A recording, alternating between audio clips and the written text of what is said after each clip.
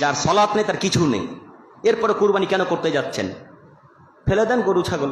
গরু তো কুরবানি দিতে পারবেন না, সব কেড়ে নিয়ে চলে যাবে। আর গরু যে কুরবানি করতে হবে কথায় কে বললো? গরু ছাড়া কুরবানি হয় না? হয় না গো? গরু ছাড়া তো কুরবানি হয়। গরু কুরবানি দিব না, তাতে যে নিয়ে যাবে চলে যাক, আমাদের গরু প্রয়োজন নেই। ছাগল আছে, উট আছে, দুম্বা আছে, ভেড়া আছে, ভেড়ি আছে, আরো কত কি প্রাণী আছে, সবকিছু কুরবানি করবো, গরু কুরবানি করবো না। দেখি কত গরু পশ্চিমবাংলা রাখতে পারে পশ্চিমবাংলা সরকার, কত গরু রাখতে পারে। এখনই তো হিন্দুরা জান দিয়ে চলে যাচ্ছে দড়ি নিয়ে। কেউ বলছে বিষ খাবো, কেউ বলছে গলায় দড়ি দেবো, কেউ বলছে ইঞ্জেকশন করে মারা যাবো। দেখেন নি দিন রাত্রে ঘটনা দেখছেন। কত গরু রাখবে, রাখুক না। এক পর্যায়ে এমন একটা সময় আসবে যে গরুও শুভেন্দুর বাড়িতে রাখতে হবে। কত গরু রাখবে, রাখুক, আমাদের তো গরুর প্রয়োজন নেই। কি দিয়ে আপনাদেরকে বুঝাই? গরু কুরবানি করতে হবে না, শুধু ঝামেলা কিনবেন না।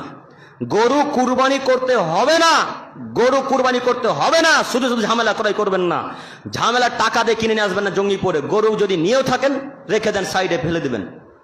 গরু কুরবানি দিবেন না, ছাগল দেন। তার থেকে টাকা কম আছে, ওই মেয়ে ছাগল ক্রয় করে নিয়ে আসেন আজকে আসরে সালাত আদায় করে চলে যান। কথা বুঝে আসছে কি?